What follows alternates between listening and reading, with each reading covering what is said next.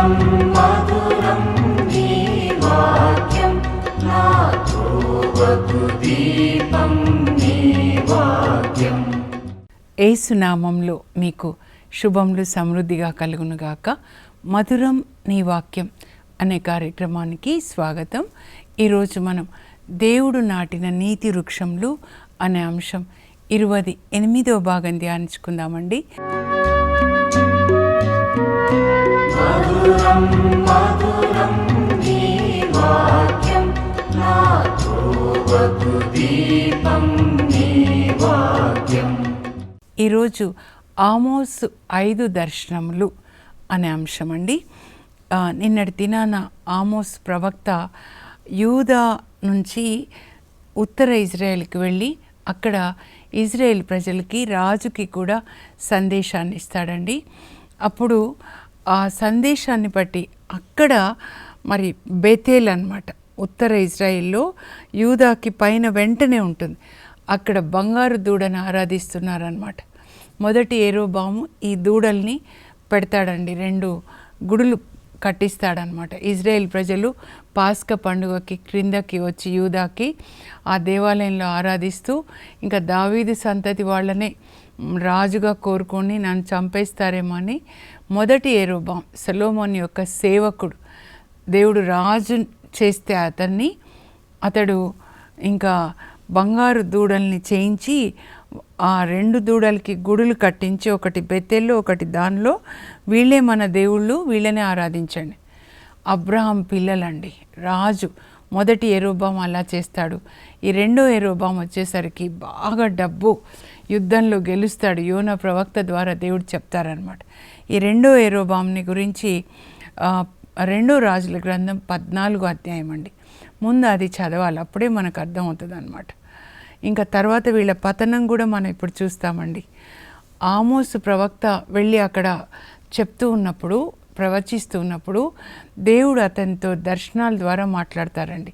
మనలోనికి పరిశుద్ధాత్మ దేవుడు వచ్చిన తర్వాత ఆయన మనతో ఎలా మాట్లాడతాడంటే ముందు 2 విధాలుగా అండి. ఒకటి దర్శనాలు, ఒకటి కళలు అన్నమాట.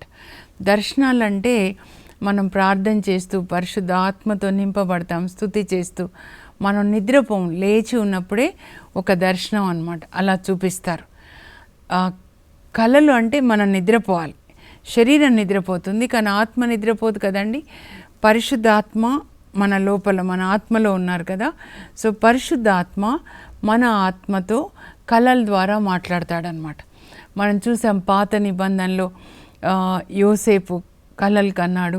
నూతన నిబంధనలో కూడా యోసేపు, జోజప్ప గారు, ఆయన కూడా మరి కళలు కంటాడంటే దేవుడు కళల ద్వారా అతన్ని నడిపిస్తాడనమాట. సో ఈ 2 these are the 2 languages of the holy spirit that he speaks through visions and also dreams. పరిశుద్ధాత్మతో నింపబడినప్పుడు అన్నమాట. కొన్నిసార్లు కళల్లో మీకు పాములు, లేకపోతే తేళ్ళు, లేకపోతే కొన్ని జంతువులు పైనుంచి కింద పడుతున్నట్లు, అంటే సైతాను మీ విషయంలో చేస్తున్న ప్లాన్స్ని కూడా హెచ్చరిస్తాడనమాట. హెరోదు రాజు చంపాలనుకుంటున్నాడు అయ్యా బాబుని. సో తల్లిని బిడ్డని తీసుకొని ఐగుప్తుకి వెళ్ళిపో అని మత్తయి సువార్త 2:13లో జోజప్ప గారిని మరి దేవుడు, పరిశుద్ధాత్మ దేవుడు కళల్లో హెచ్చరిస్తారనమాట. అప్పుడు దేవుని మాటకి లోబడతారు. అది నీతిమంతులు ఎవరు అనంటే దేవుని మాటకి లోబడేవాళ్ళు. దుష్టులు ఎవరంటే దేవుని మాటకి లోబడకుండా శరీరం చెప్పినట్లు, శరీరంలో ఉన్న పిచాచులు చెప్పినట్లుగా చేసేవాళ్ళు అనమాట. సో 2 రకాలేనండి ప్రజలు, క్రైస్తవులు, ఈ మతం ఆ మతం కాదు. అందరూ దేవుని బిడ్డలే. దేవుని చిత్త ప్రకారం దేవుని ఆజ్ఞలకు లోబడేవాళ్ళు నీతిమంతులు. దేవుని మాటకి లోబడకుండా శరీరం చెప్పినట్లుగా తింటూ త్రాగుతూ ఇష్టం వచ్చినట్లుగా ఉండడము, అది వాళ్ళని దుష్టులు అంటారనమాట. ఇప్పుడు పాత నిబంధన ఏంటంటే అక్కడ యావే దేవుడు వాళ్ళకి 10 ఆజ్ఞలు ఇస్తారండి. నిర్గమకాండంలో 20వ అధ్యాయం అనమాట. ఏంటంటే వాళ్ళు అబ్రహాం పిల్లలు ఐగుప్తు నుంచి వెళ్ళేటప్పుడు 70 మందిగా ఉన్నారు. యాకోబు పిల్లలు వెళ్తారు, కొడుకులు, మనవాళ్ళు, ఇంకా అందరూ ఆ భార్యలు, పిల్లలు, ఆడపిల్లలంతా, మగవాళ్ళు 70 మంది. వాళ్ళు 430 సంవత్సరాల తర్వాత వచ్చేటప్పుడు మగపిల్లలే వాళ్ళు 6 లక్షల మంది ఉన్నారనమాట. ఇంక ఇప్పుడు వాళ్ళందరూ ఒక కానా దేశంలో ఉండబోతున్నారంటే అప్పుడు ఒకరినొకరు మరి మోసగించుకోకూడదు, హత్య చేయకూడదు, అబద్ధాలు చెప్పొద్దు, దొంగతనాలు చేయొద్దు, పరాయి వాని భార్యని, ఇంటిని ఆశించకూడదు, అలా జీవించాలి. అందువల్ల దాన్ని ధర్మశాస్త్రం అంటారు. అంటే భూలోకంలో అందరం కలిసి జీవిస్తున్నాం కనుక ఒకరు ఇంకొకరికి హాని చేయకూడదండి. దీన్ని నీతి గ్రంథము, ధర్మశాస్త్రం అంటారు. కానీ యేసుప్రభు వచ్చిన తర్వాత చెప్పింది ఏంటంటే పరలోక రాజ్యం, పరలోక తండ్రి బిడ్డలుగా మనం ఎలా జీవించాలి, దయ కలిగి జీవించండి, భోజనాన్ని పంచుకోండి, శాంతి స్థాపకులుగా ఉండండి. గాంధీ గారు ప్రతిరోజు చదువుకునే వాళ్ళు అంటండి, మత్తయి సువార్త 5, 6, 7 అధ్యాయాలు అన్నమాట. శాంతి స్థాపకులు ధన్యులు, వారు దేవుని కుమారులని పిలువబడతారు. అండర్లైన్, ఆయన నూతన నిబంధన గాంధీ గారిది అండర్లైన్ చేసుకొని అందుకే అహింస, క్షమించండి. ఎంత యేసుప్రభు చెప్పినట్లుగా జీవించింది ఎవరు అనంటే మన భారతదేశంలో ముందు గాంధీ గారిని చెప్పుకోవాలండి. మదర్ తెరీసా తల్లి, రతన్ టాటా. నిన్న చెప్పాలనుకున్నాను ఆయన గురించి. ఆయన దగ్గర పనిచేసే ఎంప్లాయీస్కి మంచి ఇండ్లు కట్టిస్తాడంటండి. అప్పుడు ఆ ఇంజనీర్స్, ఎందుకు సార్ వాళ్ళకి ఇంత పెద్ద ఇండ్లు అనంటే, వాళ్ళు పని వాళ్ళు కాదు, వాళ్ళు నా బ్రదర్స్, నా తోటి సోదరులు అని చెప్తాడంట. ఆయన కూడా 2 బెడ్రూమ్ ఫ్లాట్లో ఉంటాడంటండి. త్రాగడు, వెజిటేరియన్ ఫుడ్. మరి తన ఎంప్లాయీస్ని కూడా తనలాగా చూస్తాడంట. దేవుని బిడ్డ అండి. నా బ్రదర్స్ వాళ్ళు నాతో పాటు పనిచేస్తున్నారు అని. మనం అబ్దుల్ కలాం గారు, చాలామంది ఉండొచ్చండి, కానీ నేను ఎప్పుడు వీళ్ళ జీవితాలు నన్ను ప్రభావితం చేశాయి. మదర్ తెరీసా తల్లి లాంటి కరుణ, అబ్దుల్ కలాం గారి లాంటి నీతి, ఒక ఉన్నత స్థానంలో భారతదేశంలో మొదటి వ్యక్తిగా ఉండి ఎంత నీతిగా ఉన్నారంటే, ఆయన రాష్ట్రపతి భవన్కి వెళ్ళేటప్పుడు ప్రెసిడెంట్ ఆఫ్ ఇండియాగా 4 జతల బట్టలతో వెళ్ళి అలాగే ఆయన తిరిగి వచ్చాడంటండి. ఏది సంపాదించుకోలేదన్నమాట. దేవునికి మహిమకరంగా జీవించారు. వీళ్ళు నీతిమంతులు, దేవుని మహిమపరిచేవాళ్ళు అన్నమాట. అయితే ఇక్కడ ఆమోస్ 5 దర్శనాల ద్వారా ఏం మాట్లాడారో మనం చూద్దామండి. ముందుగా మిడతల దండును చూపిస్తారండి. పంట పొలాలన్నమాట. పంట పొలాల్లో ముందు చూడండి, ఈ రాజులు ఏం రూల్ చేశారో, ముందు వాళ్ళకి పంట వాళ్ళకి ఇవ్వాలన్నమాట. ఎంత తీసుకుంటారో దశమ భాగాల్లో. పాపం ఈ పేద ప్రజలు పండించిన పంట 10 వంతు రాజుకి వెళ్ళాలి. ఇంకా రాజు తింటూ త్రాగుతూ ఇంకా అన్ని రకాల విలాసవంతమైన జీవితం అండి. ఈ యెరోబాము 2 కూడా 40 సంవత్సరాలు పరిపాలిస్తాడు. క్రీస్తుపూర్వం 783 నుంచి 43 వరకు అన్నమాట. ఎంత విలాసవంతమైన జీవితం అన్నమాట. పెద్ద పెద్ద ప్యాలెస్లు, ప్రజలు కూడా అలాగే ఉన్నారనమాట. అయితే రాజుకి ఇవ్వవలసిన పంట కోసి ఇచ్చిన తర్వాత అప్పుడు దేవుడు మిడతల్ని సృజించాడంటండి. మీరు జాగ్రత్తగా చూడండి, యోవేలు గ్రంథంలో కూడా అంతే. దేవుడు మిడతల్ని సృజించి ఆ పొలాల మీదకి పంపిస్తే పొలాలు మిడతలంతా తింటున్నాయంట. అప్పుడు ఇంకా ప్రజలకు ఏముంటుంది కదా. అప్పుడు ఆమోస్ భారంతో ప్రార్థిస్తాడు. దేవుని సందేశాన్ని ఇచ్చాడు, మీరు ఇలా చేయకండి అని. కానీ ఆయన భారంతో ఈ ప్రజల కొరకు ప్రార్థిస్తున్నాడు. Prophet is the one who cries unto God. మోషే కూడా, ప్రభా వీళ్ళు బంగారు దూడని చేసి ఆరాధిస్తుంటే వీళ్ళని పొడి చేస్తా మోషే, నీ నుంచి మళ్ళీ క్రొత్త జాతి వస్తుందంటే నిర్గమకాండం 32:32లో ప్రభా అట్లా వద్దు ప్రభా, అలా అయితే నా పేరు జీవగ్రంథంలోంచి తీసేయండి అంటారు. అప్పుడు ప్రభు మనసు మార్చుకుంటారు. ఒక ప్రవక్త ఎవరంటే హీ విల్ క్రై అంటూ గాడ్ ఫర్ ద మర్సీ. నాయన వద్దు నాయన, వాళ్ళు నువ్వు ఇట్లా నాశనం చేస్తే వాళ్ళు ఏం తింటారయ్యా, సంవత్సరం అంతా మరి కష్టపడి పనిచేసి దయచేసి వాళ్ళని మన్నించండి, ఆపండి, మిడతల్ని పంపించొద్దు అని ఆయన ప్రార్థించినప్పుడు ఈ ఆమోస్ ప్రవక్త యొక్క మొరని పట్టి దేవుడు సరే నువ్వు అడిగావు కాబట్టి నేను చెయ్యను అంటాడు. అది అండి మనం చేయవలసిన పని. ప్రభువా ప్రజలకి దైవభీతిని కలుగచేయండి. నా ప్రార్థన ఒక్కటేనండి, బైబిల్ చదువుకొని దేవుడు చెప్పినట్లుగా మనం జీవించాలి. మిగతావి ఏవి మనకి ముఖ్యం కాదు. ఆయన మాట ఒక్కటి కూడా పొల్లుపోకుండా జాషువా అలా దేవుని మోషే ధర్మశాస్త్రాన్ని అలా పాటించాడంటండి. జాషువా 11:15 నాకు ఇష్టం. యావే తనకిచ్చిన ధర్మశాస్త్రాన్ని మోషే యెహోషువకి ఇచ్చాడు, ఫస్ట్ కాపీ అన్నమాట. అప్పుడు జాషువా వీసమెత్తు కూడా తప్పకుండా దేవుని ఆజ్ఞలన్నీ పాటించాడు. కానా దేశం అంతా కూడా జాషువా సొంతం అయిపోయిందన్నమాట. మన విజయం ఎప్పుడు దేవుని యొక్క వాక్యాన్ని చదివి ధ్యానించి పాటించడంలోనే ఉంటుంది. దట్ ఈస్ జాషువా 1:8 అండి. జాషువా ఈ ధర్మశాస్త్రాన్ని నీ కన్నుల ఎదుట నుంచి ప్రక్కకి పోనివ్వకు. Do not let this book of the law depart from your mouth. నీ నోటి నుంచి ప్రక్కకి తప్పిపోనేది. అంటే నీ నోట్లో ఎప్పుడు ఈ వాక్యమే ఉండాలి.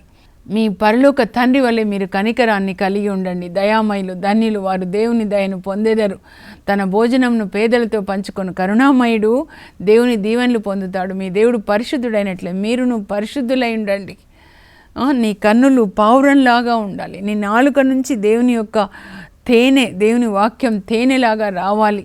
అలా దేవుని యొక్క వాక్యం నోటితో ఎప్పుడు పలుకుతూ ఉంటే అప్పుడు మైండ్ ఆర్డర్ చేస్తుందండి. నోటితో మనం పలికినప్పుడు ఇక్కడ నుంచి నర్వ్ అన్నమాట, సబ్లింగ్వల్ నర్వ్ అని అంటారు. ఆ నర్వ్ బ్రెయిన్కి చెప్తే బ్రెయిన్ అంత బాడీకి చెప్తుంది, మీ దేవుడు పరిశుద్ధుడైనట్లే మీరును పరిశుద్ధులై ఉండండి అని. ఇది నాలుక మరి ఆజ్ఞాపిస్తుంది కాబట్టి మీరు పరిశుద్ధంగా ఉండాలి. అలా నోటితో చెప్పినప్పుడు మనకి మనమే ప్రీచింగ్ చేసుకోవాలండి, కంట్రోల్ చేసుకోవాలి దేవుని వాక్యం ప్రకారం అన్నమాట. సో మొదటిది అదే అనమాట. తర్వాత రెండవ దర్శనం ఏంటంటే అగ్ని అండి. ఆ అగ్ని ఎట్లా ఉంటుందంటే మీరు గూగుల్లో చూడండి. అగ్ని ఎక్కడి నుంచి వస్తుందంటే కింద పాతాళ లోకంలోంచి వచ్చేది ఏదైనా కూడా సైతాను పంపించేదన్నమాట. అగ్ని వచ్చేస్తుంది. అగ్ని పాతాళ లోకం నుంచి మరి సముద్రం అన్నమాట. ఇప్పుడు క్రొత్త బైబిల్లో మీరు వెనకాల మ్యాప్స్ చూడండి, పాతాళం సముద్రం క్రింద ఉంటుందన్నమాట. అక్కడి నుంచి ఆ అగ్ని సముద్రాన్ని కాల్చేసి భూమి మీదకి వచ్చి భూమిని కూడా కాల్చబోతుంది అన్నమాట. ఇది జరుగుతుందండి, మనం చూస్తాం. ఒక్కొక్క పట్టణం కాలిపోవడం. సొదొమ గొమొర్రా పాపం చేసినప్పుడు దేవుడు పరలోకం నుంచి అగ్ని గంధకాన్ని పంపించి ఆ పట్టణాల్ని నాశనం చేశాడు. మగవాళ్లతో పాపం చేస్తున్నప్పుడు అమెరికా వెళ్తే లాస్ వెగాస్ అనే ఒక సిటీ చూస్తారండి. అక్కడంతా ఇట్లాంటి వాళ్ళు అనమాట, సోడోమైట్స్ అంటారు వాళ్ళని. భయం లేకుండా అయిపోతూ ఉన్నారండి, దైవ భీతి లేకుండా అయిపోతున్నారనమాట. మనం మిడతలను కూడా చూసాను చూడండి. ఆ మిడతలు ఏంటి తెలుసా? మిడతలు అనంటే పిచాచాలండి. దర్శన గ్రంథం 9వ అధ్యాయం చూస్తే అక్కడ దేవుడు ఆ మిడతల్ని పంపిస్తున్నాడు. అవి కూడా పాతాళ లోకం నుంచి వస్తున్నాయి. మీరు చూడండి, దేవుడు పాపులని శిక్షించాలనుకున్నప్పుడు నరకంలో ఉన్న పిచాచుల్ని వాడుకుంటాడండి. మనం చూస్తాం చూడండి. ఎక్కడ అంటే 1వ రాజుల గ్రంథం చివరిలో అనమాట. అహాబ్ రాజుని చంపాలి అనుకున్నప్పుడు ఆ అహాబ్ రాజు దగ్గర ఉన్న ప్రవక్తలలోనికి అబద్ధాలు చెప్పే పిచాచుల్ని పంపిస్తాడనమాట. ఈ పిచాచులు అక్కడి నుంచి వస్తున్నాయన్నమాట. పాతాళ లోకంలోంచి వచ్చి మిడతలు పంటను నాశనం చేయబోతున్నాయి. పాత నిబంధనలో మిడతలు అంటే మిడతలేనండి, అంటే బయాలజీలో మిడతలు అన్నమాట. కానీ నూతన నిబంధనలో ప్రకటన 9లో చెప్పబడిన మిడతలు పిచాచులు, డీమన్స్. అంటే టు మై అండర్స్టాండింగ్ దేవుడు నాకు చెప్పింది ఏంటంటే వైరస్, బ్యాక్టీరియా, మనకి రోగాల్ని కలిగించే చికెన్ గనియా లేకపోతే కోవిడ్ కదండి, అంటు రోగాలు అన్నమాట. అంటు రోగాల్ని కలిగించే డిసీజెస్ గాలిలో ఉన్నాయి. పాపం చూసినప్పుడు, మాట్లాడినప్పుడు, విన్నప్పుడు అవి లోపలికి వెళ్తాయి. కానీ మనం నీతిగా ఉన్నప్పుడు మన హృదయంలో దేవుని యొక్క వాక్యం అగ్నిలాగా మండుతుంటే అగ్నిలో అవి కాలిపోతాయి అన్నమాట. అందుకే చెప్తున్నాను, ఇది చివరి హెచ్చరిక. మత్తయి 24 చదవండి. యేసు ప్రభు వచ్చే టైం మరి ఆసన్నమైనది కనుక ఆయన కొరకు మనం వేచి ఉండాలి. ఎత్తబడిన గుంపులో మనం ఉండాలి. ఈ లోకంలో ఇంకా ముఖ్యమైనది ఏమీ లేదు, దేవుని యొక్క వాక్యాన్ని చదివి ధ్యానించి పాటించడమే. అప్పుడు కూడా ప్రార్థన చేస్తాడండి. అగ్ని ఇలా వస్తుంటే అప్పుడు ప్రభా వద్దు ప్రభా, అల్ప ప్రజలు నువ్వు ఇట్లా అగ్నితో నాశనం చేస్తే ఎట్లా? ప్రవచనం ఇచ్చాడు, కానీ ఆయన దేవుని అడుగుతున్నాడు, మన్నించండి, వాళ్ళని మన్నించండి. అప్పుడు దేవుడు ఎంత ప్రార్థిస్తాడంటే ఆమోసు సరే అని ఆపేస్తాడండి, పంపబోయే అగ్నిని ఆపేస్తాడు. అలా మనం ప్రార్థించాలి. ప్రజలకి దైవభీతిని కలిగించండి ప్రభా. పరిశుద్ధాత్మ యెషయా 11:2 అన్నమాట. ఒక వ్యక్తి పర్సనల్గా ఉండవలసినటువంటి పరిశుద్ధాత్మ వరాలు అన్నమాట. పర్సనల్ గిఫ్ట్స్ అంటారు. దైవభీతిని కలిగించే ఆత్మ, విజ్ఞానం, దేవుని యొక్క జ్ఞానం, దేవుని యొక్క వివేకం. ఈ లోకం చెత్త, పరలోకం మన దేశం, దేవుడే మన ఆస్తి. అదే అండి వివేకం. ఫిలిప్పి 3లో పౌలు అంటాడు, ఈ లోకం నాకు చెత్త అంటాడు. సెయింట్ ఫ్రాన్సిస్ ఆఫ్ అసిసి, నా క్రీస్తును గురించిన జ్ఞానంకై నేను సమస్తాన్ని చెత్తగా భావిస్తున్నాను. కానీ దయ్యాలుంటే ఈ కిందవన్నీ బంగారంలాగా, బైబిల్ ఏమో చెత్తలాగా కనబడుతుంది దయ్యాలకి. మనం ఎలా ఉన్నామో ఇప్పుడు వచ్చేద్దామండి. ఈ రెండోది కూడా దేవుడు ఆపేస్తారనమాట. ఇంకా మూడో దర్శనం ఏం చూపిస్తారంటే లంబ సూత్రం అండి. నేను అది తీసుకొని వస్తే బాగుండేది. ఇల్లు కట్టేటప్పుడు మా ఊర్లలో నేను చూసేదాన్ని, వాళ్ళు కట్టేవాళ్ళు ఇలా తాడు కింద ఇట్లా ఉంటుంది అనమాట, లంబసూత్రం, ప్లమ్ లైన్ అంటారు.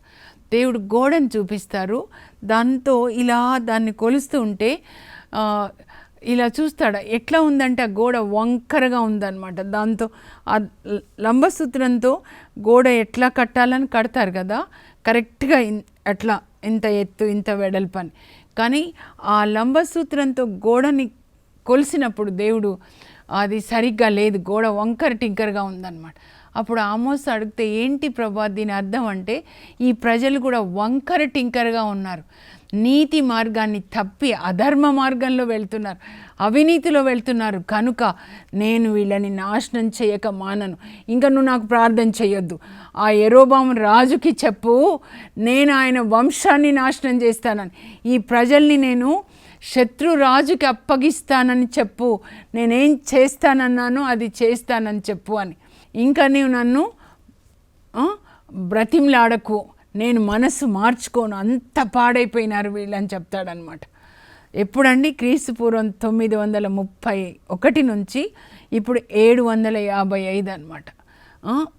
మారడం లేదు వీళ్ళు ఎంత చెప్పినా కూడా అని చెప్తే అప్పుడు ఆ సందేశాన్ని చెప్తాడు. నేను ఇలా చూశాను, రాత్రి చూసినప్పుడు వీళ్ళు దారి తప్పి ఉన్నారు, వీళ్ళని నేను నాశనం చేస్తాను. ఆ రాజు ఉన్నాడే యెరోబాము రాజు, ఆయన వంశాన్ని తుదముట్టిస్తానని చెప్పు అని చెప్పాడని ఆయన వెళ్ళి చెప్తాడండి బెతేల్లో. దేవుడు ఏం చెప్పారో ఆ సందేశాన్ని చెప్తాడనమాట. చెప్తే ఆ బెతేల్లో ఆ యాజకుడు ఉంటారు కదండి, ఆ యాజకుని పేరు అమాస్య అనమాట. ఆయన మరి రాజు అపాయింట్ చేస్తాడనమాట, అబద్ధ ప్రవక్త. అప్పుడు ఆమోస్ ఇట్లా ప్రవచనం చెప్తూ ఉంటే ఇంకా రాజుకి కంప్లైంట్ పంపిస్తాడు, ఇదో నీకు వ్యతిరేకంగా కుట్రలు పన్నుతూ ఇలా నాశనం చేస్తాడు దేవుడు అని. ఆమోసు కింద యూదా నుంచి వచ్చి ఇక్కడ బెతేల్లో ప్రవచనాలు చెప్తున్నాడని రాజుకి నన్ను గురించి, ఆమోస్ గురించి కంప్లైంట్ ఇచ్చి ఇంకా ఆమోస్ దగ్గర వచ్చి ఆయనను ప్రతిఘటిస్తాడు. ఏంటి నువ్వు ఇక్కడ మా దగ్గర మా దేశానికి వచ్చి చెప్పేదేంటి, నీ దేశానికి వెళ్ళిపో, యూదాకి వెళ్ళి అక్కడ పోయి చెప్పుకోపో, ఇక్కడెందుకు చెప్తున్నావు అని చెప్తాడనమాట. నువ్వు పొట్టకూటి కోసం వచ్చి ఇక్కడ ప్రవచనాలు చెప్తున్నావు అంటే అప్పుడు ఆమోస్ కూడా చెప్తాడు, నేను పొట్టకూటి కొరకు ప్రవచనాలు చెప్పట్లేదు, నేను గొర్రెల కాపరిని, అత్తి చెట్లను పరామర్శించువాడని, అలాంటి నన్ను ప్రభు బేతేలునకి వెళ్ళి ప్రవచనం చెప్పమంటే చెప్తున్నాను, కానీ నీవు నన్ను ప్రతిఘటిస్తున్నావు కదా, కాబట్టి నీ భార్య ఈ నగరంలో వేశ్య అవుతుంది, నీ పిల్లలు పోరున చచ్చిపోతారు, నిన్నైతే పరదేశానికి తీసుకెళ్తారు, నువ్వు అక్కడ చస్తావు అని ఆయన గురించి కూడా ప్రవచనం ఇస్తాడండి. ఎట్లా అయితే పశువురు ఇర్మియా ప్రవక్తకి బొండ కొయ్యి వేస్తాడండి, బొండ కొయ్య వేస్తాడు ఇర్మియా 20లో అనమాట. అప్పుడు ఇర్మియా ప్రవక్త కూడా ఆ అబద్ధ ప్రవక్తకి ప్రవచనాన్ని ఇస్తాడనమాట. ఇది మూడోది. ఇంకా నాలుగోది ఏంటంటే ఆమోస్ ప్రార్థన చేస్తుంటాడు, ప్రభువా నేను ప్రవచిస్తున్నాను కానీ వాళ్ళని ఇట్లా శిక్షించొద్దయ్యా అంటాడు. దేవుడు చెప్పమన్న చెప్తున్నాడు కానీ దేవుని సన్నిధిలో ఆయన రోధిస్తున్నాడు అనమాట, ప్రభువా ఇట్లా వద్దు అని. అప్పుడు ఇంకొక దర్శనాన్ని చూపిస్తారు. నాలుగో దర్శనం ఏంటంటే పండ్ల గంప అన్నమాట. బుట్టలో పండ్లు పండి ఉంటాయి. ఏంటి ప్రభా దీని అర్థం అంటే పాపం పండింది, ఇజ్రాయేల్ ప్రజల పాపం పండింది కనుక నేను మనసు మార్చుకోను, వాళ్ళని శిక్షింపక మానను. వాళ్ళ పాపాలు ఎట్లా పెరిగిపోతున్నాయంటే నేను వాళ్ళని శిక్షింపక మాననని చెప్పి మళ్ళా ఒకసారి వాళ్ళ పాపాల గురించి చెప్తారండి. పేదల మెడ మీద కాలు పెట్టి వాళ్ళని ఎట్లా పీడిస్తున్నారు, తాలు గోధుమలు అమ్ముకొని బిజినెస్ చేస్తున్నారు, విశ్రాంతి దినం ఎప్పుడైపోతుందా అని ఎదురు చూస్తూ ఉన్నారు అని చెప్తారు. ఇంకా తర్వాత ముఖ్యమైన చెప్తారండి, మీరు చదువుకోవాలి ఆమోస్ గ్రంథము 8:11 ఏం చెప్తారంటే ఇంకా ప్రభు యొక్క వాక్యానికి కరువు వస్తుంది. దేవుని సందేశాన్ని విని ఆ సందేశాన్ని స్వచ్ఛమైన వాక్యానికి కరువు వస్తుంది. ఎట్లాంటి వాక్యం అంటే ధనం సంపాదించుకునే వాక్యమే, కానీ ప్రజల్ని హెచ్చరించి పశ్చాత్తాపడండి అని ఆ సత్యమైన స్వచ్ఛమైన వాక్యానికి కరువు వస్తుంది అని చెప్తారనమాట దేవుడు. ఆ తర్వాత ఇప్పుడు ఏం చెప్తారంటే 5వ దర్శనం చూడండి. ఇంకా ముగించే ముందు దేవుడు బలిపీఠం ప్రక్కన నిలబడి ఉంటాడనమాట. ఉండి ఏం చెప్తాడంటే చెప్తూ ఉన్నాడనమాట, ఈ దేవాలయ స్తంభాలు పై భాగాన మోదండి, అప్పుడు ఆ దేవాలయం కూలి ప్రజల మీద పడాలి, ఇంకా నేను వీళ్ళని నాశనం చేస్తాను. మీరు ఏదో ఆకాశానికి వెళ్ళి దాక్కుంటా అంటే అక్కడికి వచ్చి శిక్షిస్తా, మీరు పాతాళ లోకంలోకి వెళ్ళారనుకోండి అక్కడికి వచ్చి శిక్షిస్తా, సముద్రంలోకి వెళ్ళి దాక్కున్నారనుకోండి సముద్రంలో భూతాన్ని ఆజ్ఞాపిస్తా మిమ్మల్ని కరవమని అని చెప్తున్నారు. రాహాబ్ అనే భూతం జలభూతం అని కీర్తన 74:14, 89:10 కూడా మీరు చూస్తారండి. ఇంకా ఏం చెప్తున్నారంటే నేను జల్లెడపడతా అని చెప్తున్నారనమాట. ప్రజల్ని జల్లెడపట్టి నీతిమంతులని నేను బహుకరిస్తాను, కానీ దుష్టులని మాత్రము నేను ఆ అన్యుల రాజు చేతికి అప్పగిస్తానని చెప్తారండి. ఇంకా నీతిమంతులు ఎవరైతే పశ్చాత్తాపడతారో వాళ్ళకు వచ్చే దీవెనలు ఆమోసు 9:11 నుంచి ఉంటాయండి. అక్కడ మీ ఇల్లు కూలిపోయి ఉంటే నేను మళ్ళా తిరిగి మీ ఇంటిని కడతాను. దేవుని వాక్యం అనే ఆ పునాది మీద అన్నమాట మీ ఇంటిని కడతాను, మీరు సంతోషంగా ఉంటారు అని చివర్లో నీతిమంతులు పశ్చాత్తాపడిన వాళ్ళకి ఇక్కడ దీవెనలు ఉంటాయండి. ఆ విధంగా ఆమోసు దేవుడు చెప్పిన ప్రవచనాన్ని చెప్తాడనమాట. ప్రభు దినాన్ని గురించి కూడా చెప్తాడండి. ఎట్లా ఉంటుంది అంటే ప్రభు దినము ఆ అడవిలో ఒక వ్యక్తికి సింహం తరిమితే అప్పుడు ఆయన పారిపోయాడనమాట. అమ్మయ్య అని ఒక చెట్టు దగ్గర నిలబడితే అప్పుడు ఎలుగుబంటి తరుముతుందంట. అమ్మయ్య అని ఎలుగుబంటిని తప్పించుకొని ఇంటికి వచ్చేస్తే ఇంట్లో గోడ మీద ఏదో ఒక వస్తువు తీసుకోవాలి అనుకుంటే అప్పుడు గోడ మీద పాము కరుస్తుందంట. అంత అంధకారమయంగా ఉంటుంది ప్రభు దినము దుష్టులకి, కానీ నీతిమంతులకు అది ఆశీర్వాదకరంగా ఉంటుంది. యోవేలు అదే చెప్తాడు, ఇక్కడ ఈయన కూడా అదే చెప్తాడు. దేవుని యొక్క సందేశం అంటే ఈ విధంగా ఉంటుందండి, సత్యమైన సందేశం అన్నమాట. ముగించే ముందు దర్శనాలు ఒకసారి నేను చదువుతాను, మీరు స్క్రీన్ మీద చూడండి. మీరు సీరియస్గా తీసుకోండి దయచేసి, దేవుని మాటని సీరియస్గా తీసుకోండి. అప్పుడు దేవుడు మిమ్మల్ని కూడా సీరియస్గా కాపాడతారు. ఆమోసు 5 దర్శనములు వాక్య భాగం 7, 8, 9 అధ్యాయాలు. మిడతల దండు, అగ్ని, లంబసూత్రము, పండ్లగంప, బలిపీఠం ప్రక్కన నుంచున్న ప్రభు. ఇంగ్లీష్లో కూడా చదువుతానండి మన యవనస్తుల కొరకు. 5 visions of Amos, swarms of locusts, fire, plumb line, a basket of ripe fruit, the Lord standing by the altar. సారాంశము, మంచిని చేయండి మీకు మంచి రోజులు వస్తాయి. సత్యమైన ప్రవక్త ఆమోసును అబద్ధ ప్రవక్త అమాస్య ప్రతిఘటించుట, ఇజ్రాయేలీల భాగ్యము దీవెనలు. ఈ గ్రంథ సారాంశం, మీరు పశ్చాత్తాపడండి, దేవునికి భయపడండి. నరుని ప్రధాన ధర్మం, మీరు దేవునికి భయపడి ఆయన ఆజ్ఞలను పాటించండి. ఇప్పుడు ప్రార్థన చేసుకుందామండి. పరలోక తండ్రి, మీ పరిశుద్ధ నామమునకు స్తోత్రం కలుగును గాక. మీరు ప్రవక్తల ద్వారా మాతో మాట్లాడుతూనే ఉన్నారు ప్రభా. మీ వాక్యం ప్రకారం మేము జీవించేటట్లుగా మీ ఆజ్ఞల్ని పాటించడానికి మాకు పరిశుద్ధాత్మనివ్వండి. మీరు మాకిచ్చిన ధనం ప్రభా పేదలతో పంచుకోవడానికని గుర్తుపెట్టుకొని కరుణ కలిగి యోబులాగా జీవించే కృప మాకు దయచేయండి. యేసు నామంలో అడుగుచున్నాం తండ్రి, ఆమెన్. సొలొమోను రాజు చెప్తాడండి, ఉపదేశకుడు ప్రసంగిలో, నరుని ప్రధాన ధర్మం ఇదే, మీరు దేవునికి భయపడి ఆయన ఆజ్ఞలు పాటించండి. God bless you. Have a blessed day.